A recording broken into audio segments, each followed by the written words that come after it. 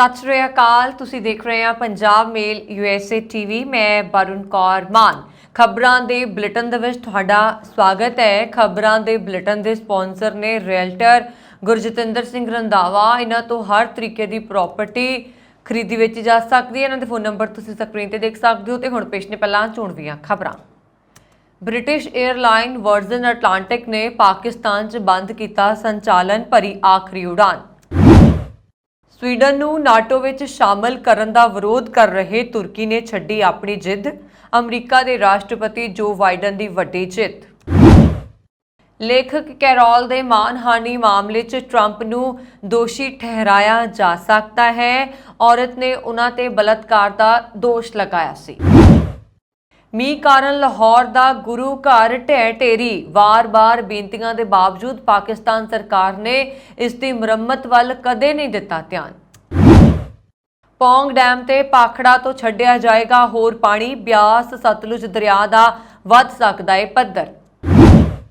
कि भारत रोक सकेगा रूस यूक्रेन जंग? पूछे सवाल ते अमरीका ने दिता बड़ा बयान। ते हुण इन्हां खबरां दा विस्तार। अमरीका कनेडा सने देश विदेश दीआं होर बहुत सारियां खबरां।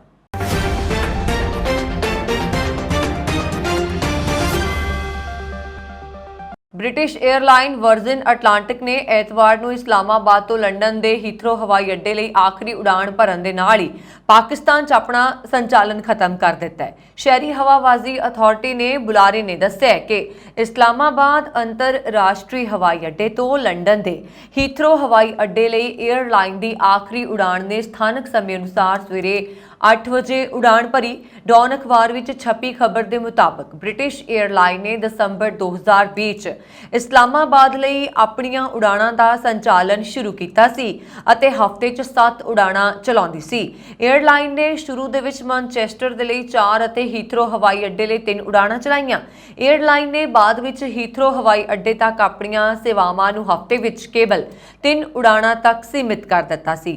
खबर के मुताबिक वर्जिन अटलांटिक ने इस्लामाबाद और लंडन विचाले गाहकां नूं शानदार हवाई यात्रा सेवावां प्रदान कीतियां ने। एयरलाइन के बुलारे ने लंडन के हीथरो हवाई अड्डे और पाकिस्तान विचकार सेवावां नूं मुअत्तल करन दा मुश्किल फैसला लैण लई अफसोस जताया। यह अजे स्पष्ट नहीं हो सकिया कि यह फैसला पाकिस्तान के आर्थिक संकट और कारोबार ते उसके प्रभाव के नाल संबंधित है या नहीं। तुर्की वालों स्वीडन नूं नाटो विच शामिल करन उत्ते जताए जा रहे इतराज़ नूं खत्म कर दिते जाण तो बाद मंगलवार नूं शुरू हुई नाटो की सिखर वार्ता के दौरान माहौल काफ़ी खुशनुमा हो गया। हुण स्वीडन के नाटो विच शामिल होने का राह पद्धरा हो गया है। पश्चिमी आगू ये कदम चुक के यूक्रेन उत्ते चढ़ाई करन वाले रूस सामने अपनी एकता का मुजाहरा करना चाहते सन। तुर्की के राष्ट्रपति रेसेप दे इस फैसले की शलाघा की जा रही है ते स्वीडन के नाटो विच शामिल होने दे नाल लिथुआनिया की राजधानी विलनियस विच तणाव घट जाएगा। कई दिनों तो लगातार चल रही मीटिंगां तो बाद इस डील नूं सिरे चढ़ाउण विच कामयाबी मिली। इस नाल उत्तरी यूरोप दे विच नाटो गठजोड़ होर मजबूत होएगा। इस डील के हिस्से वजों अर्डोगन ने आख्या है कि वह तुर्की की पार्लीमेंट नूं स्वीडन के नाटो सेनावां च शामिल होने दे उन्हां दे फैसले उत्ते मोहर लाई। जिक्रयोग है कि हंगरी के प्रधानमंत्री विक्टर ऑर्बन जिन्हां वल्लों स्वीडन के नाटो विच शामिल होने उत्ते इतराज़ प्रगटाया गया है वल्लों भी इस तरह का कदम चुके जाने की संभावना है। इस फैसले नूं इतिहासक ते अमरीका के राष्ट्रपति जो बाइडन की जित भी दस्सिया जा रहा है। न्याय विभाग ने मंगलवार नूं कहा कि डोनाल्ड ट्रंप नूं उस औरत बारे कीतियां टिप्पणियां लई निजी तौर पर जिम्मेवार ठहराया जा सकता है जिसने उसते बलात्कार का दोष लगाया सी। इस स्थिति का खंडन करते हुए कि ट्रंप नूं सुरक्षित रखा गया सी क्योंकि जदों उन्होंने टिप्पणी की सी तां वो राष्ट्रपति सन। कॉलम नवीस ई जीन कैरोल के द्वारा मैनहटन संघी अदालत विच 2020 लिआंदे गए मानहानि के मुकदमे की प्रधानगी करन वाले जज के सामने दायर एक पत्र दे विच विभाग का कहना है कि हुण उस कोल इह सिट्टा कड्ढण दे लई ਕਾਫੀ ਆਧਾਰ ਨੇ ਕਿ ਟਰੰਪ ਆਪਣੇ ਬਿਆਨ ਵਿੱਚ ਇਸ ਤੋਂ ਵੱਧ ਲੋਕਾਂ ਤੋਂ ਪ੍ਰੇਰਿਤ ਨਹੀਂ ਸਨ। ਪਹਿਲਾਂ ਵਿਭਾਗ ਨੇ ਟਰੰਪ ਦੇ ਵਕੀਲਾਂ ਨਾਲ ਸਹਿਮਤੀ ਪ੍ਰਗਟਾਈ ਸੀਗੀ ਕਿ ਉਸ ਨੂੰ ਵੈਸਟਫਾਲ ਐਕਟ ਦੁਆਰਾ ਮੁਕੱਦਮੇ ਤੋਂ ਸੁਰੱਖਿਅਤ ਰੱਖਿਆ ਗਿਆ, ਜੋ ਕਿ ਸੰਘੀ ਕਰਮਚਾਰੀਆਂ ਨੂੰ ਉਹਨਾਂ ਦੇ ਰੁਜ਼ਗਾਰ ਦੇ ਦਾਇਰੇ ਵਿੱਚ ਹੋਏ ਵਿਵਹਾਰ ਉੱਤੇ ਕੀਤੇ ਗਏ ਮੁਕੱਦਮਿਆਂ ਤੋਂ ਪੂਰੀ ਛੋਟ ਦਿੰਦਾ ਹੈ। ਮਈ ਵਿੱਚ ਇੱਕ ਜਿਊਰੀ ਨੇ ਕੈਰੋਲ ਨੂੰ $5 ਮਿਲੀਅਨ ਦਾ ਹਰਜ਼ਾਨਾ ਦੇਣ ਤੋਂ ਬਾਅਦ ਇਹ ਸਿੱਟਾ ਕੱਢਿਆ ਸੀਗਾ ਕਿ ਟਰੰਪ ਨੇ 1996 ਵਿੱਚ ਇੱਕ ਮਿਡ ਟਾਊਨ ਮੈਨਹਟਨ ਬਰਗਡੋਰਫ ਗੁੱਡਮੈਨ ਸਟੋਰ ਵਿੱਚ ਉਸ ਦਾ ਜਿਨਸੀ ਸ਼ੋਸ਼ਣ ਕੀਤਾ ਤੇ ਫਿਰ ਉਸ ਦੁਆਰਾ ਅਤੇ ਉਸ ਦੇ ਦਾਅਵਿਆਂ ਬਾਰੇ ਕੀਤੀਆਂ ਟਿੱਪਣੀਆਂ ਨਾਲ ਉਸ ਨੂੰ ਬਦਨਾਮ ਕੀਤਾ। ਜਦੋਂ ਕਿ ਜਿਊਰੀ ਨੇ ਸਿੱਟਾ ਕੱਢਿਆ ਕਿ ਟਰੰਪ ਨੇ ਕੈਰੋਲ ਦਾ ਜਿਨਸੀ ਸ਼ੋਸ਼ਣ ਕੀਤਾ ਸੀ, ਇਸ ਨੇ ਉਸ ਦੇ ਬਲਾਤਕਾਰ ਦੇ ਦਾਅਵੇ ਨੂੰ ਖਾਰਜ ਕਰ ਦਿੱਤਾ ਸੀ। ਇਹ ਮੁਕੱਦਮਾ ਪਿਛਲੇ ਨਵੰਬਰ ਵਿੱਚ ਕੈਰੋਲ ਦੁਆਰਾ ਲਿਆਂਦੇ ਗਏ ਇੱਕ ਮੁਕੱਦਮੇ ਦਾ ਨਤੀਜਾ ਹੈ, ਜਦੋਂ ਨਿਊਯਾਰਕ ਰੌਜ ਨੇ ਅਸਥਾਈ ਤੌਰ ਤੇ ਜਿਨਸੀ ਸ਼ੋਸ਼ਣ ਦੇ ਪੀੜਤਾਂ ਨੂੰ ਦਹਾਕਿਆਂ ਪਹਿਲਾਂ ਹੋਏ ਹਮਲਿਆਂ ਲਈ ਸਿਵਲ ਦਾਅਵੇ ਲਿਆਉਣ ਦੀ ਆਗਿਆ ਦਿੱਤੀ ਸੀ। ਪਿਛਲੇ ਕੁਝ ਦਿਨਾਂ ਤੋਂ ਲਗਾਤਾਰ ਪੈ ਰਹੇ ਮੀਂਹ ਕਾਰਨ ਲਾਹੌਰ ਲਾਗਲੇ ਪਿੰਡ ਜਾਮਣ ਸਥਿਤ ਇੱਕ ਇਤਿਹਾਸਕ ਗੁਰਦੁਆਰਾ ਰੋੜੀ ਸਾਹਿਬ ਦੀ ਇਮਾਰਤ ਢਹਿ ਢੇਰੀ ਹੋ ਗਈ ਹੈ। ਇਹ ਦੁਖਦਾਈ ਘਟਨਾ ਐਤਵਾਰ ਨੂੰ ਵਾਪਰੀ ਦੱਸੀ ਜਾਂਦੀ ਹੈ। ਦੋਸ਼ ਹੈ ਕਿ ਦੇਸ਼ ਦੀ ਵੰਡ ਤੋਂ ਬਾਅਦ ਤੋਂ ਹੀ ਇਸ ਗੁਰੂ ਘਰ ਵੱਲ ਸਰਕਾਰ ਨੇ ਕਦੇ ਕੋਈ ਧਿਆਨ ਹੀ ਨਹੀਂ ਦਿੱਤਾ। ਹੁਣ ਇਸ ਗੁਰਦੁਆਰਾ ਸਾਹਿਬ ਦੀ ਕੇਵਲ ਇੱਕ ਕੰਧ ਖੜੀ ਰਹਿ ਗਈ ਹੈ। ਇਹ ਗੁਰਦੁਆਰਾ ਸਾਹਿਬ ਭਾਰਤ ਪਾਕਿਸਤਾਨ ਸਰਹੱਦ ਦੇ ਬਿਲਕੁਲ ਨੇੜੇ ਸਥਿਤ ਹੈ। ਸ੍ਰੀ ਗੁਰੂ ਨਾਨਕ ਦੇਵ ਜੀ ਨੇ ਭਾਈ ਮਰਦਾਨਾ ਜੀ ਨਾਲ ਇੱਥੇ ਆਪਣੇ ਚਰਨ ਪਾਏ ਸਨ। ਦਰਅਸਲ ਪਿੰਡ ਜਾਮਣ ਸ੍ਰੀ ਗੁਰੂ ਨਾਨਕ ਦੇਵ ਜੀ ਦੇ ਨਾਨਕੇ ਪਿੰਡ ਡੇਰਾ ਚਾਹਲ ਦੇ ਨੇੜੇ ਸਥਿਤ ਹੈ ਤੇ ਗੁਰੂ ਜੀ ਇਸ ਪਿੰਡ ਵਿੱਚ ਅਕਸਰ ਆਉਂਦੇ ਜਾਂਦੇ ਰਹਿੰਦੇ ਸਨ, ਕਿਉਂਕਿ ਇਹ ਉਹਨਾਂ ਦੇ ਨਾਨਕੇ ਪਿੰਡ ਦੇ ਰਾਹ ਵਿੱਚ ਪੈਂਦਾ ਸੀ। ਕਿਸੇ ਵੇਲੇ ਇਸ ਗੁਰਦੁਆਰਾ ਸਾਹਿਬ 'ਚ ਵੱਡੀ ਗਿਣਤੀ 'ਚ ਸ਼ਰਧਾਲੂਆਂ ਦੀ ਆਮਦ ਹੁੰਦੀ ਸੀ, ਪਰ ਪਾਕਿਸਤਾਨ ਸਰਕਾਰ ਵੱਲੋਂ ਇਸ ਦੀ ਮੁਰੰਮਤ ਨਾ ਕੀਤੇ ਜਾਣ ਕਰਕੇ ਇਸ ਦੀ ਇਮਾਰਤ ਦੀ ਹਾਲਤ ਨਿਰੰਤਰ ਖਸਤਾ ਹੁੰਦੀ ਚਲੀ ਗਈ ਹੈ। ਪਾਕਿਸਤਾਨ ਦੇ ਇਤਿਹਾਸਕ ਇਮਰਾਨ ਵਿਲੀਅਮ ਨੇ ਸੋਮਵਾਰ ਨੂੰ ਘਟਨਾ ਸਥਾਨ ਦਾ ਦੌਰਾ ਕਰਨ ਤੋਂ ਬਾਅਦ ਕਿਹਾ ਕਿ ਇਹ ਸਭ ਤੋਂ ਦੁਖਦਾਈ ਤੇ ਕਾਲੇ ਦਿਨਾਂ ਚੋਂ ਇੱਕ ਹੈ। ਉਹਨਾਂ ਨੇ ਦੱਸਿਆ ਕਿ ਇਸ ਗੁਰੂ ਘਰ ਦੀ ਇਮਾਰਤ ਕਰਵਾਉਣ ਦੀਆਂ ਜਿਹੜੀਆਂ ਬੇਨਤੀਆਂ ਸਰਕਾਰ ਨੂੰ ਬਹੁਤ ਪਹਿਲਾਂ ਤੋਂ ਕੀਤੀਆਂ ਜਾ ਰਹੀਆਂ ਸਨ, ਪਰ ਪਾਕਿਸਤਾਨ ਸਰਕਾਰ ਨੇ ਇਸ ਪਾਸੇ ਕਦੇ ਕੋਈ ਧਿਆਨ ਨਹੀਂ ਦਿੱਤਾ। ਮੀਡੀਆ ਰਿਪੋਰਟਾਂ ਦੇ ਅਨੁਸਾਰ ਇਤਿਹਾਸਕਾਰ ਨੇ ਦੱਸਿਆ ਕਿ ਇਸ ਗੁਰੂ ਘਰ ਦੇ ਬਿਲਕੁਲ ਲਾਗੇ ਇੱਕ ਛੱਪੜ ਹੈ, ਜਿਸ ਦਾ ਪਾਣੀ ਇਸ ਇਮਾਰਤ ਦੀਆਂ ਜੜ੍ਹਾਂ 'ਚ ਸਿਮਦਾ ਰਿਹਾ, ਜਿਸ ਕਾਰਨ ਉਹ ਡਿੱਗ ਪਈ। ਇੰਜ ਇੱਕ ਇਤਿਹਾਸਕ ਇਮਾਰਤ ਅਤੇ ਉਸ ਵੇਲੇ ਦੀਆਂ ਬਣੀਆਂ ਧਾਰਮਿਕ ਕਲਾਕ੍ਰਿਤੀਆਂ ਤਬਾਹ ਹੋ ਗਈਆਂ। ਸ੍ਰੀ ਗੁਰੂ ਨਾਨਕ ਦੇਵ ਜੀ ਦੀਆਂ ਉਦਾਸੀਆਂ ਨੂੰ ਪੁਸਤਕ ਰੂਪ ਦੇਣ ਵਾਲੇ ਸਿੰਗਾਪੁਰ ਦੇ ਸਿੱਖ ਇਤਿਹਾਸਕਾਰ ਅਮਰਦੀਪ ਸਿੰਘ ਦੇ ਅਨੁਸਾਰ ਲਾਹੌਰ ਲਾਗਲੇ ਪਿੰਡ ਜਾਮਣ ਦੇ ਗੁਰਦੁਆਰਾ ਰੋੜੀ ਸਾਹਿਬ ਦਾ ਨਿਰਮਾਣ ਭਾਈ ਵਧਾਵਾ ਸਿੰਘ ਹੁਣਾਂ ਨੇ ਕਰਵਾਇਆ ਸੀ। ਪੰਜਾਬ ਵਿੱਚ ਅੱਜ ਅਤੇ ਕੱਲ ਜਾਨੀ ਵੀਰਵਾਰ ਨੂੰ ਬਿਆਸ ਅਤੇ ਸਤਲੁਜ ਦਰਿਆਵਾਂ ਦੇ ਪਾਣੀ ਦੇ ਪੱਧਰ ਵਿੱਚ ਵਾਧਾ ਹੋ ਸਕਦਾ ਹੈ। ਦਰਅਸਲ ਭਾਖੜਾ ਡੈਮ ਪ੍ਰਬੰਧਨ ਨੇ ਪੌਂਗ ਡੈਮ ਅਤੇ ਭਾਖੜਾ ਡੈਮ ਤੋਂ ਅਗਲੇ 2 ਦਿਨਾਂ ਤੱਕ ਕਰੀਬ 55 ਕਿਊਸਿਕ ਪਾਣੀ ਛੱਡਣ ਦਾ ਫੈਸਲਾ ਕੀਤਾ। ਬਿਆਸ ਤੇ ਆਸ-ਪਾਸ ਦੇ ਇਲਾਕਿਆਂ ਵਿੱਚ ਕੋਈ ਚਿੰਤਾ ਨਹੀਂ ਹੈ, ਪਰ ਜਦੋਂ ਸਤਲੁਜ ਵਿੱਚ ਪਾਣੀ ਛੱਡਿਆ ਜਾਂਦਾ ਹੈ ਤਾਂ ਨੀਵੇਂ ਇਲਾਕਿਆਂ ਵਿੱਚ ਸਮੱਸਿਆਵਾਂ ਆ ਸਕਦੀਆਂ ਨੇ। ਜ਼ਿਕਰਯੋਗ ਹੈ ਕਿ ਮੌਸਮ ਵਿਭਾਗ ਨੇ ਬੁੱਧਵਾਰ ਨੂੰ ਪੱਛਮੀ ਮਾਲਵੇ ਵਿੱਚ ਆਮ ਮੀਂਹ ਅਤੇ ਵੀਰਵਾਰ ਨੂੰ ਪੂਰੇ ਪੰਜਾਬ ਦੇ ਵਿੱਚ ਮੀਂਹ ਪੈਣ ਦਾ ਅਲਰਟ ਵੀ ਜਾਰੀ ਕੀਤਾ ਸੀ। ਜੇ ਆਮ ਨਾਲੋਂ ਵੱਧ ਬਾਰਿਸ਼ ਹੁੰਦੀ ਹੈ ਤਾਂ ਪੱਛਮੀ ਮਾਲਵੇ ਵਿੱਚ ਸਮੱਸਿਆ ਪੈਦਾ ਹੋ ਸਕਦੀ ਹੈ। ਜਾਰੀ ਚੇਤਾਵਨੀ ਦੇ ਮੁਤਾਬਕ ਪੌਂਗ ਡੈਮ ਤੋਂ ਬੁੱਧਵਾਰ ਸਵੇਰੇ 10 ਵਜੇ 20,000 ਕਿਊਸਿਕ ਅਤੇ ਭਾਖੜਾ ਡੈਮ ਤੋਂ ਵੀਰਵਾਰ ਨੂੰ ਸਵੇਰੇ 10 ਵਜੇ 35,000 ਕਿਊਸਿਕ ਪਾਣੀ ਛੱਡੇ ਜਾਣ ਦੀ ਗੱਲ ਵੀ ਹੋਈ ਸੀ। ਪੌਂਗ ਡੈਮ ਤੋਂ ਸ਼ਾਨਹੇਰ ਬਿਰਾਜ ਡੈਮ ਤੱਕ ਪਾਣੀ ਛੱਡਿਆ ਜਾ ਸਕਦਾ ਹੈ। ਇਸ ਦੀ ਵੱਧ ਤੋਂ ਵੱਧ ਪਾਣੀ ਢੋਣ ਦੀ ਸਮਰੱਥਾ 11,500 ਕਿਊਸਿਕ ਹੈ, ਪਰ ਇੱਥੇ 8500 ਕਿਊਸਿਕ ਵਾਧੂ ਪਾਣੀ ਛੱਡਿਆ ਜਾਏਗਾ, ਜਿਸ ਤੋਂ ਬਾਅਦ ਸ਼ਾਨਹੇਰ ਬਿਰਾਜ ਡੈਮ ਤੋਂ ਬਿਆਸ ਦਰਿਆ ਵਿੱਚ ਪਾਣੀ ਛੱਡਿਆ ਜਾ ਸਕਦਾ ਹੈ। ਹਾਲਾਂਕਿ ਇੱਥੇ ਘਬਰਾਉਣ ਦੀ ਕੋਈ ਲੋੜ ਨਹੀਂ ਹੈ। ਬਿਆਸ ਵਿੱਚ ਅਜੇ ਵੀ 80,000 ਕਿਊਸਿਕ ਪਾਣੀ ਸਟੋਰ ਕਰਨ ਦੀ ਸਮਰੱਥਾ ਹੈ, ਪਰ ਇਸ ਦੇ ਬਾਵਜੂਦ ਸੰਬੰਧਿਤ ਥਾਵਾਂ ਤੇ ਸਾਵਧਾਨੀ ਵਰਤਣ ਦੇ ਲਈ ਕਿਹਾ ਗਿਆ ਹੈ। ਭਾਖੜਾ ਡੈਮ ਤੋਂ ਟਰਬਾਈਨਾਂ ਰਾਹੀਂ 35,000 ਕਿਊਸਿਕ ਪਾਣੀ ਛੱਡਿਆ ਜਾ ਰਿਹਾ ਹੈ। ਵੀਰਵਾਰ ਨੂੰ ਡੈਮ ਬਣਨ ਦੇ ਨਾਲ ਸਤਲੁਜ ਵਿੱਚ ਪਾਣੀ ਦਾ ਵਹਾਅ ਵਧੇਗਾ। ਇਸ ਵੇਲੇ ਭਾਖੜਾ ਤੋਂ 19,000 ਕਿਊਸਿਕ ਪਾਣੀ ਛੱਡਿਆ ਜਾ ਰਿਹਾ ਹੈ। ਸਥਿਤੀ ਨੂੰ ਦੇਖਦੇ ਹੋਏ ਇੱਥੇ 16,000 ਕਿਊਸਿਕ ਵਾਧੂ ਪਾਣੀ ਛੱਡਿਆ ਜਾਏਗਾ। ਭਾਖੜਾ ਮੈਨੇਜਮੈਂਟ ਵੱਲੋਂ ਦਿੱਤੀ ਗਈ ਜਾਣਕਾਰੀ ਦੇ ਮੁਤਾਬਕ ਨੰਗਲ ਡੈਮ ਤੋਂ ਹੇਠਾਂ ਵੱਲ ਪਾਣੀ ਛੱਡਣਾ ਪਏਗਾ। ਇਸ ਵਿੱਚ ਰੋਪੜ ਥਰਮਲ ਪਲਾਂਟ ਵਿੱਚੋਂ ਨਿਕਲਣ ਵਾਲੇ ਨੱਕੀਆਂ ਅਤੇ ਲੋੜੇ ਦੇ ਬਚਣ ਅਤੇ ਪਾਣੀ ਸਮੇਤ ਕੁੱਲ 30,000 क्यूसिक पानी सतलुज दरिया विच भी छड्डिया जा सकता है। इस तो इलावा भाखड़ा ਅਤੇ नंगल डैम विचकार स्थानक गलियां थोड़े समय ਲਈ नंगल डैम ਦੇ ਹੇਠਲੇ ਪਾਸੇ ਦੇ ਡਿਸਚਾਰਜ ਨੂੰ ਲਗਭਗ 5000 क्यूसिक ਵਧਾ ਸਕਦੀਆਂ ਨੇ, ਜੋ ਕਿ ਮੀਂਹ ਕਾਰਨ ਨੰਗਲ ਟੈਂਕ ਵਿੱਚ ਬਹਿ ਜਾਂਦਾ ਹੈ। ਭਾਖੜਾ ਮੇਨ ਲਾਈਨ ਅਤੇ ਨੰਗਲ ਹਾਈਡ ਚੈਨਲ ਦੇ ਅਚਾਨਕ ਬੰਦ ਹੋਣ ਤੇ ਟੁੱਟਣ ਕਾਰਨ ਪੰਜਾਬ ਦੇ ਮੌਜੂਦਾ ਹਾਲਾਤਾਂ ਨੂੰ ਧਿਆਨ ਵਿੱਚ ਰੱਖਦੇ ਹੋਏ ਲੋਅਰ ਨਹਿਰ ਵਿੱਚ ਇੱਕ ਨਿਸ਼ਚਿਤ ਸਮੇਂ ਲਈ ਹੇਠਲੀ ਨਹਿਰ 'ਚ ਪਾਣੀ ਨੂੰ 30000 क्यूसिक ਤੋਂ ਉੱਪਰ ਵਧਾਉਣਾ ਵੀ ਪੈ ਸਕਦਾ ਹੈ। ਇਹ ਸਾਰੀ ਜਾਣਕਾਰੀ ਉਦੋਂ ਤੱਕ ਦੀ ਹੈ ਜਦੋਂ ਤੱਕ ਇਹ ਖਬਰ ਪੜ੍ਹੀ ਗਈ ਸੀ। ਇਸ ਤੋਂ ਇਲਾਵਾ ਸ੍ਰੀ ਅਨੰਦਪੁਰ ਸਾਹਿਬ ਹਾਈਡਲ ਚੈਨਲ ਅਤੇ ਨੰਗਲ ਹਾਈਡਲ ਚੈਨਲ ਦੇ ਗੇਟਾਂ ਨੂੰ ਖੋਲ੍ਹਣ ਵਿੱਚ ਮੁਸ਼ਕਲਾਂ ਜਾਂ ਕਿਸੇ ਹੋਰ ਨੁਕਸ ਕਾਰਨ ਪੈਦਾ ਹੋਈ ਸਥਿਤੀ ਨੂੰ ਦੂਰ ਕਰਨ ਲਈ ਨੰਗਲ ਦੇ ਹੇਠਾਂ ਸਤਲੁਜ ਦਰਿਆ ਵਿੱਚ ਨਿਕਾਸ ਥੋੜੇ ਸਮੇਂ ਲਈ ਵੱਧ ਸਕਦਾ ਹੈ। ਪੰਜਾਬ ਦੇ ਵਿੱਚ ਹੜ੍ਹਾਂ ਕਾਰਨ ਤਬਾਹੀ ਦਾ ਜਿਹੜਾ ਮੰਜ਼ਰ ਹੈ ਅਜੇ ਵੀ ਜਾਰੀ ਹੈ। ਸਰਕਾਰੀ ਅੰਕੜਿਆਂ ਦੇ ਮੁਤਾਬਕ ਸੂਬੇ 'ਚ ਹੁਣ ਤੱਕ 8 ਲੋਕਾਂ ਦੀ ਮੌਤ ਹੋ ਚੁੱਕੀ ਹੈ। ਇਹਨਾਂ 'ਚੋਂ ਮੋਹਾਲੀ, ਰੋਪੜ, ਫਤਿਹਗੜ੍ਹ ਸਾਹਿਬ ਦੇ ਵਿੱਚ 2-2 ਅਤੇ ਨਵਾਂ ਸ਼ਹਿਰ ਅਤੇ ਹੁਸ਼ਿਆਰਪੁਰ ਦੇ ਵਿੱਚ 1-1 ਮੌਤਾਂ ਹੋਈਆਂ ਨੇ। 3 ਲੋਕ ਲਾਪਤਾ ਨੇ, ਜਦਕਿ ਕਰੀਬ 10,000 ਲੋਕਾਂ ਨੂੰ ਸੁਰੱਖਿਅਤ ਥਾਵਾਂ ਤੇ ਪਹੁੰਚਾਇਆ ਗਿਆ ਹੈ। ਅਮਰੀਕੀ ਵਿਦੇਸ਼ ਵਿਭਾਗ ਦੇ ਬੁਲਾਰੇ ਮੈਥਿਓ ਨੇ ਸੋਮਵਾਰ ਨੂੰ ਪ੍ਰੈਸ ਕਾਨਫਰੰਸ ਦੇ ਵਿੱਚ ਕਿਹਾ ਕਿ ਯੂਕਰੇਨ ਦੀ ਖੇਤਰੀ ਅਖੰਡਤਾ ਤੇ ਪ੍ਰਭੂਸੱਤਾ ਨੂੰ ਮਾਨਤਾ ਦਿੰਦੇ ਹੋਏ ਸਥਾਈ ਸ਼ਾਂਤੀ हासिल करन च भारत जिहड़ा है मदद करन दे लई जां कोई होर देश भी है जो भूमिका निभा सकते ने, अमरीका उसका स्वागत करेगा।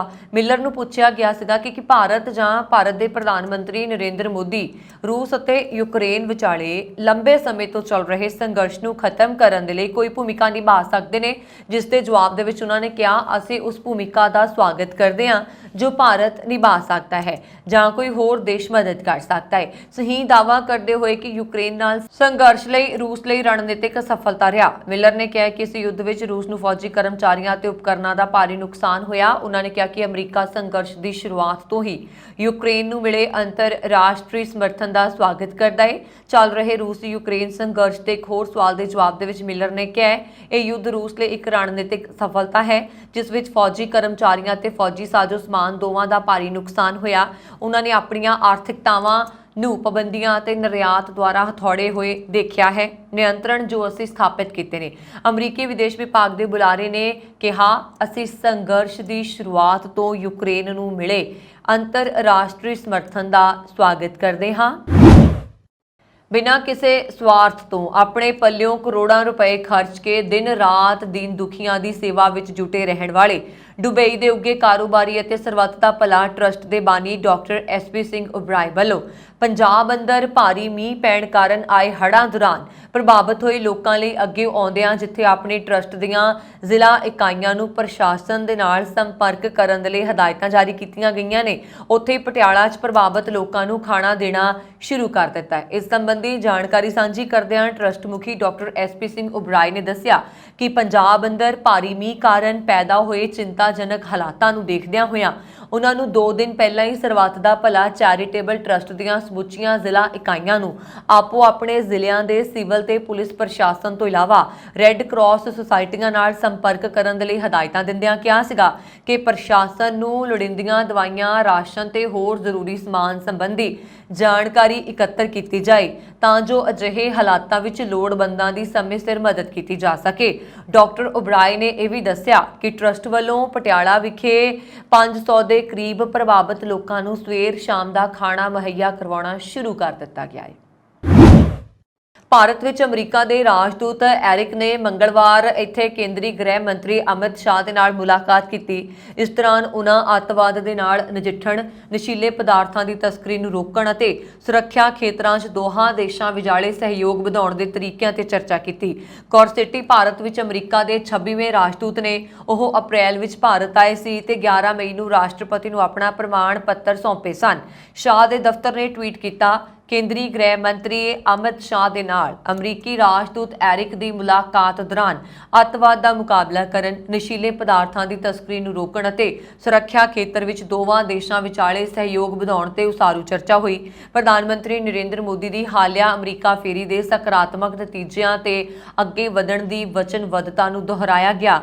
ਅਮਰੀਕੀ ਰਾਜਦੂਤ ਨੇ ਇੱਥੇ ਨਾਰਥ ਬਲਾਕ ਸਥਿਤ ਗ੍ਰਹਿ ਮੰਤਰੀ ਦੇ ਦਫ਼ਤਰ ਵਿਖੇ ਉਨ੍ਹਾਂ ਨਾਲ ਮੁਲਾਕਾਤ ਕੀਤੀ।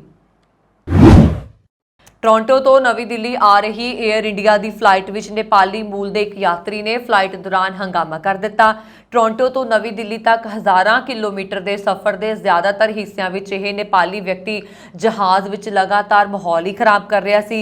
ਇਸ ਵਿਅਕਤੀ ਨੂੰ ਕਾਬੂ ਕਰਨ ਦੇ ਵਿੱਚ ਨਾ ਕੇਵਲ ਫਲਾਈਟ ਵਿੱਚ ਮੌਜੂਦ ਕਰੂ ਮੈਂਬਰ ਸਗੋਂ ਯਾਤਰੀਆਂ ਦੇ ਵੀ ਪਸੀਨੇ ਛੁੱਟ ਗਏ। ਨੇਪਾਲੀ ਵਿਅਕਤੀ ਦੀ ਇੱਕ ਹਰਕਤ ਤੋਂ ਜਿਵੇਂ ਜਹਾਜ਼ ਦਿੱਲੀ ਦੇ 에ਅਰਪੋਰਟ ਤੇ ਲੈਂਡ ਹੁੰਦਾ ਹੈ ਤਾਂ ਨਾਲ ਹੀ ਦਿੱਲੀ ਪੁਲਿਸ ਪਹੁੰਚ ਜਾਂਦੀ ਹੈ ਅਤੇ ਨੇਪਾਲੀ ਨਾਗਰਿਕ ਨੂੰ ਗ੍ਰਿਫਤਾਰ ਕਰ ਲਿਆ ਜਾਂਦਾ ਹੈ। 에ਅਰ ਇੰਡੀਆ ਦੇ ਮੁਤਾਬਕ ਅਧਿਕਾਰੀਆਂ ਦੇ ਮੁਤਾਬਕ ਨੇਪਾਲੀ ਯਾਤਰੀ ਤੇ ਵਾਸ਼ਰੂਮ ਤੋੜਨ ਅਤੇ ਯਾਤਰੀਆਂ ਨਾਲ ਕੁੱਟਮਾਰ ਕਰਨ ਦੇ ਇਲਜ਼ਾਮ ਨੇ। ਨੇਪਾਲ ਦੇ ਰਹਿਣ ਵਾਲੇ ਮਹੇਸ਼ ਸਿੰਘ ਟੋਰਾਂਟੋ ਤੋਂ ਦਿੱਲੀ ਆ ਰਹੀ ਫਲਾਈਟ ਵਿੱਚ ਸਵਾਰ ਸੀ। ਉਸਨੇ ਆਪਣੀ ਸੀਟ ਤੋਂ ਜਿਹੜੀ ਹੈ ਫਿਰ ਦੁਬਾਰਾ ਦੂਜੀ ਸੀਟ ਬਦਲੀ। ਜਦੋਂ ਚਾਲਕ ਦਲ ਦੇ ਮੈਂਬਰ ਨੇ ਕਿਹਾ ਕਿ ਇਦਾਂ ਨਾ ਕਰੋ ਤਾਂ ਉਸਨੇ ਧੱਕਾ ਮੁੱਕੀ ਸ਼ੁਰੂ ਕਰ ਦਿੱਤੀ। ਕੈਨੇਡਾ ਦੇ ਪੱਛਮੀ ਤੱਟ ਤੇ ਬੰਦਰਗਾਹ ਕਾਮਿਆਂ ਦੀ 10 ਦਿਨ ਪਹਿਲਾਂ ਹੋਈ ਹੜਤਾਲ ਨੂੰ ਕੌਮਾਂਤਰੀ ਸਹਿਯੋਗ ਮਿਲਣ ਲੱਗਿਆ ਹੈ। ਪੱਛਮੀ ਤੱਟ ਦੀਆਂ ਛੋਟੀਆਂ ਵੱਡੀਆਂ 39 ਬੰਦਰਗਾਹਾਂ ਉੱਤੇ ਲਦਾਈ ਤੇ ਲੁਹਾਈ ਕਰਦੇ 7400 ਕਾਮੇ ਹੜਤਾਲ ਤੇ ਨੇ, ਜਿਸ ਕਾਰਨ ਸਮਾਨ ਨਾਲ ਭਰੇ ਸੈਂਕੜੇ ਸਮੁੰਦਰੀ ਜਹਾਜ਼ ਕਈ ਦਿਨਾਂ ਤੋਂ ਖਾਲੀ ਹੋਣ ਦੇ ਲਈ ਕੰਢਿਆਂ ਨੇੜੇ ਖੜੇ ਨੇ। ਅਮਰੀਕਾ ਦੇ ਪੱਛਮੀ ਤੱਟ ਦੇ ਬੰਦਰਗਾਹ ਕਾਮਿਆਂ ਦੀ ਯੂਨੀਅਨ ਨੇ ਕੈਨੇਡਾ ਤੋਂ ਆਉਣ ਵਾਲੇ ਜਾਂ ਜਾਣ ਵਾਲੇ ਜਿਹੜੇ ਨੇ ਆਉਣ ਜਾਣ ਵਾਲੇ ਸਮਾਨ ਦੀ ਢੁਆ ਢੁਆਈ ਬੰਦ ਕਰ ਦਿੱਤੀ ਹੈ। ਨਿਊਜ਼ੀਲੈਂਡ ਤੇ ਆਸਟ੍ਰੇਲੀਆ ਸਮੇਤ ਕਈ ਦੇਸ਼ਾਂ ਦੇ ਬੰਦਰਗਾਹ ਕਾਮਿਆਂ ਦੀਆਂ ਯੂਨੀਅਨਸ ਹੜਤਾਲੀ ਕਾਮਿਆਂ ਦੀ ਹਮਾਇਤ 'ਚ ਨਿੱਤਰ ਆਈਆਂ ਨੇ। ਕੁਝ ਠੇਕੇਦਾਰਾਂ ਵੱਲੋਂ ਰੋਬੋਟ ਦੀ ਵਰਤੋਂ ਨਾਲ ਲੁਹਾਈ ਕੀਤੇ ਜਾਣ ਦੇ ਕੀਤੇ ਯਤਨਾਂ ਕਾਰਨ ਦੋਵੇਂ ਧਿਰਾਂ 'ਚ ਤਕਰਾਰ ਹੋਣ ਕਰਕੇ ਖਿੱਚੋਤਾਣ ਵਧਣ ਦਾ ਖਦਸ਼ਾ ਹੈ। ਸਰਕਾਰ ਵੱਲੋਂ ਹੜਤਾਲ ਦੇ ਖਾਤਮੇ ਲਈ ਗੰਭੀਰਤਾ ਨਾਲ ਵਿਖਾਏ ਜਾਣ ਤੋਂ ਵਪਾਰੀ ਵੀ ਹੈਰਾਨ ਤੇ ਫਿਕਰਮੰਦ ਨੇ। ਜਹਾਜ਼ਾਂ ਵਿੱਚ ਲੱਦੇ ਸਮਾਨ ਦੇ ਖਰਾਬ ਹੋਣ ਦਾ ਖਤਰਾ ਪੈਦਾ ਹੋ ਗਿਆ। ਉਧਰ ਕੈਨੇਡਾ ਦੇ ਸਥਾਨਕ ਉਤਪਾਦਕ ਵੀ ਪਰੇਸ਼ਾਨ ਨੇ। International longshore and warehouse union ਦੇ ਪ੍ਰਧਾਨ ਵਿਲੀ ਨੇ ਜਹਾਜ਼ ਕੰਪਨੀਆਂ ਦੇ ਇਹਨਾਂ ਦਾਅਵਿਆਂ ਨੂੰ ਖਾਰਜ ਕੀਤਾ ਕਿ ਉਹ ਜਹਾਜ਼ ਲੈ ਕੇ ਟਕੋਮਾ, ਸਿਆਟਲ ਤੇ ਅਮਰੀਕਾ ਦੇ ਪੱਛਮੀ ਤੱਟ ਦੀਆਂ ਬੰਦਰਗਾਹਾਂ ਵੱਲ ਲਿਜਾ ਰਹੇ ਨੇ। ਇਸ ਸਾਲ ਚੀਨ ਨੂੰ ਪਛਾੜ ਕੇ ਭਾਰਤ ਆਬਾਦੀ ਦੇ ਮਾਮਲੇ ਦੇ ਵਿੱਚ ਨੰਬਰ 1 ਬਣ ਗਿਆ ਹੈ ਤੇ ਜਦਕਿ ਜਿਹੜਾ ਚਾਈਨਾ ਹੈ ਉਹ ਜਨਸੰਖਿਆ ਦੇ ਮਾਮਲੇ ਦੇ ਵਿੱਚ ਕਈ ਦਹਾਕਿਆਂ ਤੱਕ ਸਭ ਤੋਂ ਉੱਪਰ ਸੀ, ਪਰ ਹੁਣ ਭਾਰਤ ਨੇ ਉਸ ਦੀ ਥਾਂ ਲੈ ਲਈ ਹੈ। ਦੁਨੀਆ ਵਿੱਚ ਖੇਤਰਫਲ ਦੇ ਲਿਹਾਜ਼ ਨਾਲ ਤੀਜੇ ਨੰਬਰ ਤੇ ਆਉਣ ਵਾਲੇ ਚਾਈਨਾ ਦੀ ਜਿਹੜੀ ਆਬਾਦੀ ਹੈ ਉਹ ਭਾਰਤ ਤੋਂ ਦੂਸਰੇ ਨੰਬਰ ਤੇ ਪਹੁੰਚ ਗਈ ਹੈ। ਸੰਯੁਕਤ ਰਾਜ ਅਮਰੀਕਾ ਇਸ ਸੂਚੀ ਵਿੱਚ ਤੀਸਰੇ ਨੰਬਰ ਤੇ ਹੈ, ਜਿਸ ਦੀ ਆਬਾਦੀ ਲਗਭਗ 34 ਕਰੋੜ ਹੈ। ਸੰਯੁਕਤ ਰਾਜ ਅਮਰੀਕਾ ਦਾ ਖੇਤਰਫਲ ਦੇ ਹਿਸਾਬ ਦੇ ਨਾਲ 4ਵੇਂ ਨੰਬਰ ਤੇ ਆਉਂਦਾ ਹੈ। ਹਾਲ ਹੀ 'ਚ ਲਾਸ ਵੇਗਾਸ ਦੇ ਇੱਕ ਹੋਟਲ ਦੀਆਂ ਕੁਝ ਤਸਵੀਰਾਂ ਸੋਸ਼ਲ ਮੀਡੀਆ ਤੇ ਆਈਆਂ, ਜਿਨ੍ਹਾਂ 'ਚ 4 ਔਰਤਾਂ ਹੋਟਲ ਦੇ ਅੰਦਰ ਲੜਦੀਆਂ ਨਜ਼ਰ ਆਈਆਂ। ਇਹਨਾਂ ਔਰਤਾਂ ਵਿਚਾਲੇ ਲੜਾਈ ਦਾ ਕਾਰਨ ਤਾਂ ਸਾਹਮਣੇ ਨਹੀਂ ਆ ਸਕਿਆ, ਪਰ ਕਿਸੇ ਨੇ ਇਸ ਦੀਆਂ ਤਸਵੀਰਾਂ ਸੋਸ਼ਲ ਮੀਡੀਆ ਤੇ ਸ਼ੇਅਰ ਕਰ ਦਿੱਤੀਆਂ। ਇਸ ਵਿੱਚ ਉਹ ਜਾਨਵਰਾਂ ਦੀ ਤਰ੍ਹਾਂ ਇੱਕ ਦੂਸਰੇ ਦੇ ਨਾਲ ਲੜਦੀਆਂ ਨਜ਼ਰ ਆ ਰਹੀਆਂ ਨੇ। ਔਰਤਾਂ ਨੇ ਇੱਕ ਦੂਜੇ ਨੂੰ ਬੁਰੀ ਤਰ੍ਹਾਂ ਕੁੱਟਿਆ। ਇਹਨਾਂ ਔਰਤਾਂ ਵਿਚਾਲੇ ਲੜਾਈ ਦਾ ਕਾਰਨ ਤਾਂ ਸਾਹਮਣੇ ਨਹੀਂ ਆ ਸਕਿਆ, ਪਰ ਕਿਸੇ ਨੇ ਜਦੋਂ ਇਹ ਸੋਸ਼ਲ ਮੀਡੀਆ ਤੇ ਫੋਟੋਜ਼ ਪਾਈਆਂ ਤਾਂ ਉਹ ਵਾਇਰਲ ਹੋ ਗਈਆਂ। ਇਸ ਵਿੱਚ ਉਹ ਇੱਕ ਦੂਸਰੇ ਦੇ ਨਾਲ ਜ਼ਬਰਦਸਤੀ ਲੜ ਰਹੀਆਂ ਨੇ। ਇਸ ਲੜਾਈ ਵਿੱਚ 4 ਔਰਤਾਂ ਸ਼ਾਮਲ ਸੀ। ਕੋਈ ਕਿਸੇ ਦੇ ਵਾਲ ਪੁੱਟ ਰਹੀ ਸੀ, ਕੋਈ ਕਿਸੇ ਦੇ ਕੱਪੜੇ ਫਾੜ ਰਹੀ ਸੀ। ਇੱਕ ਔਰਤ ਨੇ ਆਪਣੀਆਂ ਚੱਪਲਾਂ ਨੂੰ ਹਥਿਆਰ ਦੇ ਵਜੋਂ ਵਰਤ ਕੇ ਸਾਰਿਆਂ ਨੂੰ ਕੁੱਟਣਾ ਸ਼ੁਰੂ ਕਰ ਦਿੱਤਾ। ਲੜਾਈ ਦੌਰਾਨ ਹੋਟਲ ਦੇ ਬਾਕੀ ਗਾਹਕਾਂ ਦੇ ਨਾਲ-ਨਾਲ ਪ੍ਰਬੰਧਕ ਵੀ ਪਹੁੰਚੇ। ਔਰਤਾਂ ਦੇ ਆਲੇ-ਦੁਆਲੇ ਵੱਡੀ ਭੀੜ ਇਕੱਠੀ ਹੋ ਗਈ। ਕਿਸੇ ਨੂੰ ਸਮਝ ਨਹੀਂ ਆ ਰਹੀ ਸੀ ਕਿ ਅਜਿਹੀ ਹਾਲਤ ਵਿੱਚ ਕੀ ਕੀਤਾ ਜਾਏ। ਅੰਤ ਵਿੱਚ ਇੱਕ ਵਿਅਕਤੀ ਨੇ ਹਿੰਮਤ ਦਿਖਾਈ ਅਤੇ ਇਸ ਲੜਕੀ ਨੂੰ ਰੋਕਣ ਦੇ ਲਈ ਵਿਚਕਾਰ ਆਇਆ। ਉਸਨੇ ਬੜੀ ਬਹਾਦਰੀ ਨਾਲ ਆਪਸ ਵਿੱਚ ਲੜ ਰਹੀਆਂ ਇਹਨਾਂ ਔਰਤਾਂ ਨੂੰ ਸਮਝਾਇਆ ਅਤੇ ਲੜਾਈ ਰੋਕੀ। ਮੰਗਲਵਾਰ ਨੂੰ national advisory committee on immunisation ਨੇ ਆਖਿਆ ਕਿ ਕੈਨੇਡੀਅਨਜ਼ ਨੂੰ ਇਸ ਸਾਲ ਦੇ ਅੰਤ ਵਿੱਚ ਕੋਵਿਡ-19 ਵੈਕਸੀਨ ਦੀ ਇੱਕ ਹੋਰ ਬੂਸਟਰ ਡੋਜ਼ ਲੈ ਲੈਣੀ ਚਾਹੀਦੀ ਹੈ। ਇਹ ਵੀ ਆਖਿਆ ਗਿਆ ਹੈ ਕਿ ਇਹ ਡੋਜ਼ ਉਦੋਂ ਲਈ ਜਾਏ ਜਦੋਂ ਪਿਛਲੀ ਡੋਜ਼ ਲਿਆ ਨੂੰ 6 ਮਹੀਨੇ ਦਾ ਸਮਾਂ ਹੋ ਗਿਆ ਹੋਏ। NACI ਵੱਲੋਂ ਇੱਕ ਬਿਆਨ ਜਾਰੀ ਕਰਕੇ ਆਖਿਆ ਗਿਆ ਕਿ ਕੋਵਿਡ-19 ਦੀ ਇਹ ਬੂਸਟਰ ਡੋਜ਼ SARS-CoV-2 ਵੈਰੀਐਂਟਸ ਤੋਂ ਬਚਾਉਂਦੀ ਹੈ। ਫਾਈਜ਼ਰ, ਬਾਇਓਟੈਕ ਤੇ ਮੋਡਰਨਾ ਵੱਲੋਂ ਹੈਲਥ ਕੈਨੇਡਾ ਵੱਲੋਂ ਮਨਜ਼ੂਰੀ ਪ੍ਰਾਪਤ mRNA ਕੋਵਿਡ-19 ਵੈਕਸੀਨਸ ਦੀ ਨਵੀਂ ਫਾਰਮੂਲੇਸ਼ਨਸ ਹਾਸਲ ਕਰਨ ਦੀ ਪ੍ਰਕਿਰਿਆ ਸ਼ੁਰੂ ਕਰ ਦਿੱਤੀ ਗਈ ਹੈ। NACI ਵੱਲੋਂ ਇਹ ਸਿਫਾਰਿਸ਼ ਕੀਤੀ ਜਾ ਰਹੀ ਹੈ ਕਿ ਜਿਸ ਕਿਸੇ ਦੀ ਵੀ ਉਮਰ 5 ਸਾਲ ਤੇ ਇਸ ਤੋਂ ਵੱਧ ਹੈ ਅਤੇ ਉਸ ਦੀ ਵੈਕਸੀਨੇਸ਼ਨ ਨਹੀਂ ਕਰਵਾਈ ਗਈ ਤਾਂ ਉਸ ਨੂੰ mRNA ਵੈਕਸੀਨ ਦੀਆਂ ਮੁੱਢਲੀਆਂ 2 ਡੋਜ਼ ਲਵਾਉਣੀਆਂ ਚਾਹੀਦੀਆਂ ਨੇ। NACI ਨੇ ਆਪਣੇ ਬਿਆਨ 'ਚ ਕਿਹਾ ਕਿ ਇਸ ਸਾਲ ਦੇ ਅੰਤ ਵਿੱਚ ਇਮਿਊਨਾਈਜੇਸ਼ਨ ਉੱਤੇ ਲਈ ਖਾਸ ਤੌਰ ਉਤੇ ਜ਼ਰੂਰੀ ਹੈ ਕਿ ਜਿਨ੍ਹਾਂ ਨੂੰ ਕੋਵਿਡ-19 ਇਨਫੈਕਸ਼ਨ ਦਾ ਖਤਰਨਾਕ ਬਿਮਾਰੀ ਹੋਣ ਦਾ ਜ਼ਿਆਦਾ ਡਰ ਹੈ। ਇਹਨਾਂ ਗਰੁੱਪਸ ਵਿੱਚ 65 ਸਾਲ ਦੇ ਤੇ ਇਸ ਤੋਂ ਵੱਧ ਉਮਰ ਦੇ ਲੋਕ, ਲੌਂਗ ਟਰਮ ਕੇਅਰ ਹੋਮਸ ਤੇ ਰੈਜ਼ੀਡੈਂਟ ਜਾਂ ਇੱਕ ਥਾਂ ਉੱਤੇ ਰਹਿਣ ਵਾਲੇ ਹੋਰ ਲੋਕ ਜਿਨ੍ਹਾਂ ਨੂੰ ਲੰਬੇ ਸਮੇਂ ਤੋਂ ਕੋਈ ਬਿਮਾਰੀ ਹੈ, ਗਰਭਵਤੀ ਔਰਤਾਂ, ਫਸਟ ਨੇਸ਼ਨਜ਼ ਨਾਲ ਸੰਬੰਧਿਤ ਲੋਕ, ਜ਼ਰੂਰੀ ਕਮਿਊਨਿਟੀ ਸੇਵਾਵਾਂ ਦੇਣ ਵਾਲੇ ਲੋਕ ਸ਼ਾਮਲ ਨੇ। ਟਰਾਂਸਪੋਰਟੇਸ਼ਨ ਮੰਤਰਾਲਾ ਵੱਲੋਂ ਲਿਆਂਦੇ ਗਏ ਨਵੇਂ ਆਨਲਾਈਨ ਲਰਨਿੰਗ ਮੋਡਿਊਲ ਰਾਹੀਂ ਹੁਣ 1 ਸਤੰਬਰ 2023 ਤੋਂ ਸ਼ੁਰੂ ਕਰਕੇ ਏਜੀ ਡਰਾਈਵਰ ਜਿਨ੍ਹਾਂ ਕੋਲ 에ਅਰ ਬ੍ਰੇਕ ਐਂਡੋਰਸਮੈਂਟ ਹੈ ਅਤੇ ਲਾਇਸੈਂਸ ਰੀਨਿਊ ਕਰਵਾਉਣ ਦੇ ਯੋਗ ਹੋਣਗੇ। ਮੌਜੂਦਾ ਨੀਤੀਆਂ ਦੇ ਅਨੁਸਾਰ 에ਅਰ ਬ੍ਰੇਕ ਜਾਂ air over hydraulic brake system ਵਾਲੇ ਵਹੀਕਲਸ ਨੂੰ ਆਪਰੇਟ ਕਰਨ ਦੇ ਲਈ ਡਰਾਈਵਰਸ ਨੂੰ ਆਪਣੇ ਓਨਟਾਰੀਓ ਵਾਲੇ ਡਰਾਈਵਰਸ ਲਾਇਸੈਂਸ ਉੱਤੇ ਜੀ ਐਂਡੋਰਸਮੈਂਟ ਹਾਸਲ ਕਰਨ ਦੀ ਲੋੜ ਪੈਂਦੀ ਹੈ। ਇਸ ਨੂੰ ਕਿਸੇ ਵੀ ਡਰਾਈਵਰ ਟੈਸਟ ਸੈਂਟਰ ਉੱਤੇ ਨੌਲੇਜ ਤੇ ਪ੍ਰੈਕਟੀਕਲ ਟੈਸਟ ਮੁਕੰਮਲ ਕਰਨ ਤੋਂ ਬਾਅਦ ਹਾਸਲ ਕੀਤਾ ਜਾ ਸਕਦਾ ਹੈ। ਇਸ ਤੋਂ ਇਲਾਵਾ driver community college, safety organisation ਜਾਂ ਵਹੀਕਲ ਫਲੀਟ ਓਨਰ ਰਾਹੀਂ 에ਅਰ ਬ੍ਰੇਕ ਐਂਡੋਰਸਮੈਂਟ ਕੋਰਸ ਮੁਕੰਮਲ ਕਰਕੇ ਹਾਸਲ ਕੀਤਾ ਜਾ ਸਕਦਾ ਹੈ। ਇਸ ਸਿਸਟਮ ਨੂੰ ਰੀਨਿਊ ਕਰਨ ਦੇ ਲਈ ਡਰਾਈਵਰਾਂ ਨੂੰ ਡਰਾਈਵ ਟੈਸਟ ਸੈਂਟਰ ਜਾਂ ਡਰਾਈਵਰ ਸਰਟੀਫਿਕੇਸ਼ਨ ਪ੍ਰੋਗਰਾਮ ਆਰਗੇਨਾਈਜੇਸ਼ਨ ਰਾਹੀਂ ਨਿੱਜੀ ਤੌਰ ਉੱਤੇ ਟੈਸਟ ਦੇਣਾ ਹੁੰਦਾ ਹੈ। ਨਵੇਂ ਆਨਲਾਈਨ ਪ੍ਰੋਗਰਾਮ ਨੂੰ ਲਾਂਚ ਕਰਨ ਦੇ ਨਾਲ ਡਰਾਈਵਰਸ ਨੂੰ ਨਿੱਜੀ ਤੌਰ ਉੱਤੇ ਨੌਲੇਜ ਟੈਸਟ ਮੁਕੰਮਲ ਨਹੀਂ ਕਰਨਾ ਹੋਏਗਾ, ਸਗੋਂ ਸਰਟੀਫਿਕੇਟ ਆਫ ਕੰਪਲੀਸ਼ਨ ਹਾਸਲ ਕਰਨ ਦੇ ਲਈ ਆਨਲਾਈਨ ਲਰਨਿੰਗ ਮੋਡਿਊਲ ਪੂਰਾ ਕਰਨਾ ਹੋਏਗਾ। ਇਸ ਨੂੰ ਉਹ ਕਿਸੇ ਵੀ ਡਰਾਈਵਰ ਟੈਸਟ ਸੈਂਟਰ ਉੱਤੇ ਪੇਸ਼ ਕਰਕੇ ਰੀਨਿਊਅਲ ਪ੍ਰਕਿਰਿਆ ਪੂਰੀ ਕਰ ਸਕਣਗੇ। ਇਸ ਬਾਰੇ ਜਾਰੀ ਕੀਤੀ ਗਈ ਰਿਲੀਜ਼ ਦੇ ਵਿੱਚ ਮਿਨਿਸਟਰ ਆਫ ਟਰਾਂਸਪੋਰਟੇਸ਼ਨ ਦੇ ਪਾਰਲੀਮੈਂਟਰੀ ਅਸਿਸਟੈਂਟ MPP ਹਰਦੀਪ ਕਰੀਵਾਲ ਹੁਣਾਂ ਨੇ ਆਖਿਆ ਕਿ ਸਾਡੀ ਸਰਕਾਰ ਸਮੂਹ ਓਨਟਾਰੀਓ ਵਾਸੀਆਂ ਲਈ ਹਰ ਤਰ੍ਹਾਂ ਦੀਆਂ ਸੇਵਾਵਾਂ ਨੂੰ ਸੁਖਾਲਾ ਬਣਾਉਣ ਵਾਸਤੇ ਵਚਨਬੱਧ ਹੈ। ਆਨਲਾਈਨ ਮੋਡਿਊਲ ਪ੍ਰੋਗਰਾਮ ਲਿਆ ਕੇ ਏਜੀ ਡਰਾਈਵਰਾਂ ਨੂੰ ਆਪਣੇ ਲਾਇਸੈਂਸ ਰੀਨਿਊ ਕਰਵਾਉਣ ਲਈ ਵੱਡੀ ਰਾਹਤ ਦਿੱਤੀ ਜਾ ਰਹੀ ਹੈ। ਮਿਸੀਸਾਗਾ ਵਿੱਚ ਇੱਕ ਘਰ ਵਿੱਚ ਲੱਗੀ ਅੱਗ ਕਾਰਨ 2 ਵਿਅਕਤੀ ਜ਼ਖਮੀ ਹੋ ਗਏ ਤੇ ਉਹਨਾਂ ਨੂੰ ਹਸਪਤਾਲ ਲਿਜਾਇਆ ਗਿਆ। ਇਹ ਅੱਗ ਸੋਮਵਾਰ ਤੇ ਮੰਗਲਵਾਰ ਦੀ ਦਰਮਿਆਨੀ ਰਾਤ ਨੂੰ 1 ਵਜੇ ਜਿਹੜੀ ਹੈ ਉਹ ਲੱਗੀ ਹੈ ਤੇ ਸਥਿਤ ਘਰ ਵਿੱਚ ਜਿੱਥੇ ਇਹ ਅੱਗ ਲੱਗੀ ਹੈ ਇਹ ਘਰ ਐਗਲਿੰਟਨ ਐਵਨਿਊ ਵੈਸਟ ਤੇ ਮਿਸੀਸਾਗਾ ਰੋਡ ਦੇ ਪੱਛਮ ਵਿੱਚ ਸਥਿਤ ਹੈ। ਪੱਤਰਕਾਰਾਂ ਨਾਲ ਗੱਲਬਾਤ ਕਰਦਿਆਂ Mississauga fire and emergency services the chief Darren ਨੇ ਆਖਿਆ ਕਿ ਘਰ ਵਿੱਚ ਰਹਿਣ ਵਾਲੇ ਲੋਕਾਂ ਨੇ ਅੱਗ ਲੱਗਣ ਦਾ ਪਤਾ ਲੱਗਣ ਉੱਤੇ ਉਹਨਾਂ ਵੱਲ ਆਪਣੇ ਆਪ ਘਰ ਖਾਲੀ ਕਰ ਦਿੱਤਾ ਤੇ 911 ਨੂੰ ਵੀ ਕਾਲ ਕੀਤਾ। ਉਹਨਾਂ ਨੇ ਦੱਸਿਆ ਕਿ ਮੌਕੇ ਉੱਤੇ ਪਹੁੰਚੇ ਫਾਇਰ ਫਾਈਟਰਸ ਨੇ ਜਦੋਂ ਘਰ ਦਾ ਦਰਵਾਜ਼ਾ ਖੋਲ੍ਹਿਆ ਤਾਂ ਉਹਨਾਂ ਨੂੰ ਫਰਸ਼ ਤੋਂ ਲੈ ਕੇ ਛੱਤ ਤੱਕ ਧੂੰਆਂ ਹੀ ਧੂੰਆਂ ਨਜ਼ਰ ਆ ਰਿਹਾ ਸੀ। ਉਹਨਾਂ ਨੇ ਅੱਗੇ ਦੱਸਿਆ ਕਿ ਅਮਲੇ ਦੇ 3 ਮੈਂਬਰ ਘਰ ਵਿੱਚ ਦਾਖਲ ਹੋਏ, ਜਿਨ੍ਹਾਂ ਵਿੱਚ 2 ਹੇਠਲੀ ਮੰਜ਼ਲ ਉੱਤੇ ਹੀ ਰਹੇ ਜਦਕਿ ਤੀਜਾ ਦੂਜੀ ਮੰਜ਼ਲ ਉੱਤੇ ਗਿਆ, ਪਰ ਉੱਥੇ ਤਪਸ਼ ਬਹੁਤ ਜ਼ਿਆਦਾ ਸੀ ਤੇ ਚਾਰੇ ਪਾਸੇ ਧੂਏ ਕਾਰਨ ਘੁੱਪ ਹਨੇਰਾ ਸੀ। ਰਿਜ਼ੀ ਨੇ ਦੱਸਿਆ ਕਿ ਉਹਨਾਂ ਨੂੰ ਘਰ ਦੇ ਅੰਦਰ ਕੁਝ ਨਜ਼ਰ ਨਹੀਂ ਆ ਰਿਹਾ ਸੀਗਾ ਤੇ ਅੱਗ ਕਾਰਨ ਇੱਕ ਪਾਸੇ ਦੀਆਂ ਪੌੜੀਆਂ ਵੀ ਸੜ ਗਈਆਂ। ਉਹਨਾਂ ਨੇ ਆਖਿਆ ਕਿ ਅੱਗ ਨਾਲ ਜੂਝ ਰਹੇ ਫਾਇਰ ਫਾਈਟਰਸ ਨੂੰ ਘਰ ਦੀ ਛੱਤ ਡਿੱਗਣ ਦਾ ਵੀ ਡਰ ਬਣਿਆ ਹੋਇਆ ਸੀ। ਪੀਲ ਪੈਰਾਮੈਡਿਕਸ ਵੱਲੋਂ ਪਹਿਲਾਂ ਇੱਕ ਵਿਅਕਤੀ ਨੂੰ ਹਸਪਤਾਲ ਲਿਜਾਇਆ ਗਿਆ, ਇੱਕ ਗੁਆਂਢੀ ਵੀ ਮੌਕੇ ਉੱਤੇ ਜਾਂਚ ਕੀਤੀ ਗਈ, ਪਰ ਫਿਰ ਬਾਅਦ ਵਿੱਚ ਉਸ ਨੂੰ ਅਗਲੇ ਇਲਾਜ ਲਈ ਹਸਪਤਾਲ ਲਿਜਾਇਆ ਗਿਆ। ਇਹਤਿਆਤ ਨੇੜਲੇ ਘਰਾਂ ਨੂੰ ਵੀ ਖਾਲੀ ਕਰਵਾ ਲਿਆ ਗਿਆ। ਅੱਗ ਲੱਗਣ ਦੇ ਕਾਰਨ ਦਾ ਪਤਾ ਲਗਾਉਣ ਦੀ ਜਾਂਚ ਜਿਹੜੀ ਹੈ ਉਹ ਹਜੇ ਚੱਲ ਰਹੀ ਸੀ ਜਦੋਂ ਤੱਕ ਇਹ ਖਬਰ ਪੜੀ ਗਈ ਸੀ। ਬੁੱਧਵਾਰ ਨੂੰ ਓਲੀਵੀਆ ਚਾਓ ਟੋਰਾਂਟੋ ਦੀ 66ਵੀਂ ਮੇਅਰ ਵਜੋਂ ਸਹੁੰ ਚੁੱਕੇਗੀ। ਇਸ ਨਾਲ ਹੀ ਸਿਟੀ ਹਾਲ ਵਿੱਚ ਨਵੇਂ ਯੁੱਗ ਦੀ ਸ਼ੁਰੂਆਤ ਹੋਏਗੀ। ਫਰਵਰੀ ਵਿੱਚ ਜੌਨ ਟੋਰੀ ਵੱਲੋਂ ਅਸਤੀਫਾ ਦਿੱਤੇ ਜਾਣ ਤੋਂ ਬਾਅਦ ਮੇਅਰ ਦੀਆਂ ਜ਼ਿੰਮੇਵਾਰੀਆਂ ਡਿਪਟੀ ਮੇਅਰ ਜੈਨੀਫਰ ਵੱਲੋਂ ਨਿਭਾਈਆਂ ਜਾ ਰਹੀਆਂ ਨੇ। ਹੁਣ ਮੈਕਹੇਲਵੀ ਇਹ ਜ਼ਿੰਮੇਵਾਰੀਆਂ ਅਸਲ ਮੇਅਰ ਨੂੰ ਸੌਂਪਣ ਦੇ ਲਈ ਤਿਆਰ ਨੇ। ਮੰਗਲਵਾਰ ਨੂੰ ਟੋਰਾਂਟੋ ਵਿੱਚ ਇੱਕ ਇਵੈਂਟ ਦੇ ਦੌਰਾਨ ਚਾਓ ਨੇ ਆਖਿਆ ਕਿ ਉਹ ਸਾਰਿਆਂ ਨੂੰ ਇੱਕੋ ਸੁਨੇਹਾ ਦੇਣਾ ਚਾਹੁੰਦੇ ਨੇ, ਆਓ ਸਾਰੇ ਰਲ ਕੇ ਕੰਮ ਕਰੀਏ, ਇਕਜੁੱਟ ਹੋ ਕੇ ਕੰਮ ਕਰਨ ਨਾਲ ਅਸੀਂ ਮਜ਼ਬੂਤ ਹੋਵਾਂਗੇ।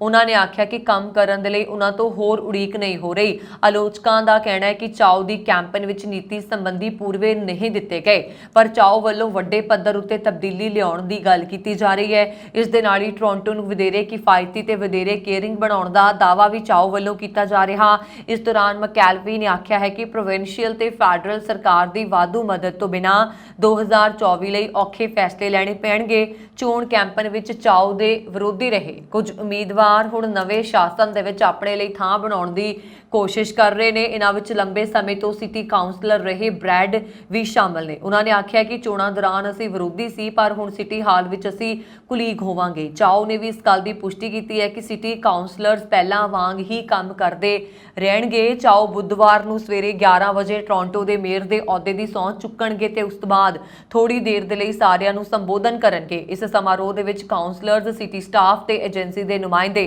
ਸਾਬਕਾ ਮੇਅਰ ਤੇ ਮੇਅਰ ਚੁਣੀ ਗਈ ਚਾਓ ਵੱਲੋਂ ਸੱਦੇ ਮਹਿਮਾਨ ਸ਼ਾਮਲ ਹੋਣਗੇ। ਪੰਜਾਬ ਦੇ ਵਿੱਚ ਮੀਂਹ ਕਾਰਨ ਹਾਲਾਤ ਲਗਾਤਾਰ ਵਿਗੜਦੇ ਜਾ ਰਹੇ ਨੇ। ਘੱਗਰ ਅਤੇ ਸਤਲੁਜ ਦਰਿਆਵਾਂ ਤੋਂ ਇਲਾਵਾ ਸਰਹੰਦ ਨਹਿਰ ਵਿੱਚ ਪਾਣੀ ਦਾ ਪੱਧਰ ਇੱਕਦਮ ਵਧਣ ਕਾਰਨ ਕਈ ਜ਼ਿਲ੍ਹਿਆਂ 'ਚ ਹਾਲਾਤ ਬੇਕਾਬੂ ਹੋ ਗਏ।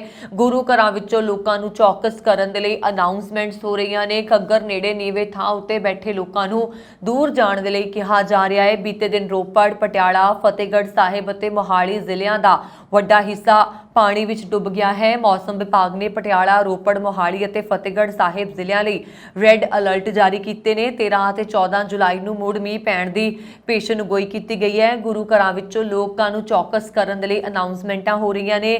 ਘੱਗਰ ਨੇੜੇ ਨੀਵੇਂ ਥਾਂ ਉੱਤੇ ਬੈਠੇ ਲੋਕਾਂ ਨੂੰ ਦੂਰ ਜਾਣ ਦੇ ਲਈ ਆਖਿਆ ਜਾ ਰਿਹਾ ਹੈ। ਬੀਤੇ ਦਿਨ ਰੋਪੜ, ਪਟਿਆਲਾ, ਫਤਿਹਗੜ੍ਹ ਸਾਹਿਬ ਅਤੇ ਮੋਹਾਲੀ ਜ਼ਿਲ੍ਹਿਆਂ ਦਾ ਵੱਡਾ ਹਿੱਸਾ ਪਾਣੀ ਵਿੱਚ ਡੁੱਬ ਗਿਆ। ਪੰਜਾਬ ਅੰਦਰ ਲਗਾਤਾਰ ਬਾਰਿਸ਼ ਕਾਰਨ ਬਣੇ ਹੜ੍ਹ ਵਰਗੇ ਹਾਲਾਤਾਂ ਕਾਰਨ ਲੁਧਿਆਣਾ ਦੇ ਭੂਖੜੀ ਕਲਾਂ 'ਚ ਦੁਪਹਿਰ ਵੇਲੇ ਪੁਲ ਟੁੱਟਣ ਤੋਂ ਬਾਅਦ ਹੁਣ ਲੁਧਿਆਣਾ ਦੇ ਪਿੰਡ ਗੱਦੋਵਾਲ ਵਿੱਚ ਨਾਲੇ ਤੇ ਬਣਿਆ ਪੁਲ ਵੀ ਟੁੱਟਣਾ ਸ਼ੁਰੂ ਹੋ ਗਿਆ। ਡਰੇਨ ਵਿੱਚ ਪਾਣੀ ਦੇ ਤੇਜ਼ ਵਹਾਅ ਕਾਰਨ ਪੁਲ ਦਾ ਇੱਕ ਹਿੱਸਾ ਨੁਕਸਾਨਿਆ ਗਿਆ ਅਤੇ ਪੁਲ ਤੇ ਬਣੀ ਸੜਕ ਧੱਸ ਗਈ, ਜਿਸ ਤੋਂ ਬਾਅਦ ਪ੍ਰਸ਼ਾਸਨ ਨੇ ਪੁਲ ਤੇ ਆਵਾਜਾਈ ਰੋਕ ਦਿੱਤੀ। ਉਨ੍ਹਾਂ ਇਲਾਕਾ ਨਿਵਾਸੀਆਂ ਨੂੰ ਪੁਲ ਦੀ ਵਰਤੋਂ ਨਾ ਕਰਨ ਅਤੇ ਬਦਲਵਾਂ ਰਸਤਾ ਅਪਣਾਉਣ ਦੀ ਅਪੀਲ ਕੀਤੀ ਹੈ। ਡਿਪਟੀ ਕਮਿਸ਼ਨਰ ਸੁਰਭੀ ਨੇ ਦੱਸਿਆ ਹੈ ਕਿ ਸੂਬੇ ਦੇ ਸਾਰੇ ਜਲ ਘਰਾਂ 'ਚ ਪਾਣੀ ਦੀ ਆਮਦ ਵੱਧ ਹੋਣ ਕਾਰਨ ਜ਼ਿਲ੍ਹਾ ਪ੍ਰਸ਼ਾਸਨ ਵੱਲੋਂ ਲੁਧਿਆਣਾ ਦੇ ਬੁੱਢਾ ਨਾਲਾ ਤੇ ਨਹਿਰਾਂ ਸਮੇਤ ਸਤਲੁਜ ਦਰਿਆਵਾਂ ਤੇ ਬਣੇ ਸਾਰੇ ਪੁਲੀਆਂ ਤੇ ਲਗਾਤਾਰ ਚੌਕਸੀ ਰੱਖੀ ਜਾ ਰਹੀ ਹੈ। ਉਹਨਾਂ ਨੇ ਦੱਸਿਆ ਕਿ ਮੰਗਲਵਾਰ ਵੀ ਅਧਿਕਾਰੀਆਂ ਦੇ ਧਿਆਨ ਵਿੱਚ ਆਇਆ ਕਿ ਸਬ ਤਹਿਸੀਲ ਕੂਮ ਕਲਾਂ ਅਧੀਨ ਪੈਂਦੇ ਪਿੰਡ ਗੱਦੋਵਾਲ ਨੇੜੇ ਇੱਕ ਪੁਲੀ ਦਾ ਇੱਕ ਹਿੱਸਾ ਬੁੱਢੇ ਨਾਲੇ ਵਿੱਚ ਪਾਣੀ ਦੇ ਤੇਜ਼ ਵਹਾਅ ਕਾਰਨ ਨੁਕਸਾਨਿਆ ਗਿਆ ਹੈ। PWD ਨੂੰ ਤੁਰੰਤ ਮੁਰੰਮਤ ਦਾ ਕੰਮ ਸ਼ੁਰੂ ਕਰਨ ਲਈ ਕਿਹਾ ਗਿਆ। ਪੁਲਿਸ ਨੇ ਵਾਹਨਾਂ ਦੀ ਆਵਾਜਾਈ ਲਈ ਪੁਲੀ ਨੂੰ ਅਸਥਾਈ ਤੌਰ ਤੇ ਬੰਦ ਕਰ ਦਿੱਤਾ। ਡਿਪਟੀ ਕਮਿਸ਼ਨਰ ਨੇ ਦੱਸਿਆ ਕਿ ਸਿਹਤ ਵਿਭਾਗ ਨੂੰ ਪਹਿਲਾਂ ਹੀ ਆਪਣੀਆਂ ਟੀਮਾਂ ਨੂੰ ਤਿਆਰ ਰੱਖਣ ਲਈ ਕਿਹਾ ਗਿਆ ਅਤੇ ਪਾਵਰਕਾਮ ਨੂੰ ਲੋੜ ਪੈਣ ਤੇ ਪ੍ਰਸਤਾਵਿਤ ਰਾਹਤ ਕੇਂਦਰਾਂ ਨੂੰ ਬਿਜਲੀ ਸਪਲਾਈ ਕਰਨ ਲਈ ਤਿਆਰ ਰਹਿਣ ਦੇ ਨਿਰਦੇਸ਼ ਦਿੱਤੇ ਗਏ ਨੇ। ਇਸੇ ਤਰ੍ਹਾਂ ਮਲਿਕ ਨੇ ਕਿਹਾ ਹੈ ਕਿ ਗੋਤਾਖੋਰਾਂ ਨੂੰ ਵੀ ਅਲਰਟ ਤੇ ਰੱਖਿਆ ਗਿਆ ਹੈ ਤਾਂ ਜੋ ਲੋੜ ਪੈਣ ਤੇ ਉਹਨਾਂ ਨੂੰ ਸ਼ਾਮਲ ਕੀਤਾ ਜਾ ਸਕੇ ਤੇ ਕਿਸੇ ਵੀ ਸਮੱਸਿਆ ਦੀ ਸਥਿਤੀ ਵਿੱਚ ਲੋਕਾਂ ਦੀ ਮਦਦ ਲਈ ਕੋਈ ਕਸਰ ਬਾਕੀ ਨਹੀਂ ਛੱਡੀ ਜਾਏਗੀ। ਇਹ ਸਨ ਹੁਣ ਤੱਕ ਦੀਆਂ ਖਬਰਾਂ। ਮੈਨੂੰ ਵਰੁਣ ਕੌਰ ਮਾਨ ਨੂੰ ਦਿਓ ਆਗਿਆ ਤੇ ਹੋਰ ਖਬਰਾਂ ਦੇ ਲਈ ਸਾਡਾ YouTube ਚੈਨਲ ਪੰਜਾਬ ਮੇਲ USA TV ਜ਼ਰੂਰ ਸਬਸਕ੍ਰਾਈਬ ਕਰੋ ਜੀ। ਸ਼ੁਕਰੀਆ। ਸਤਿ ਸ਼੍ਰੀ ਅਕਾਲ।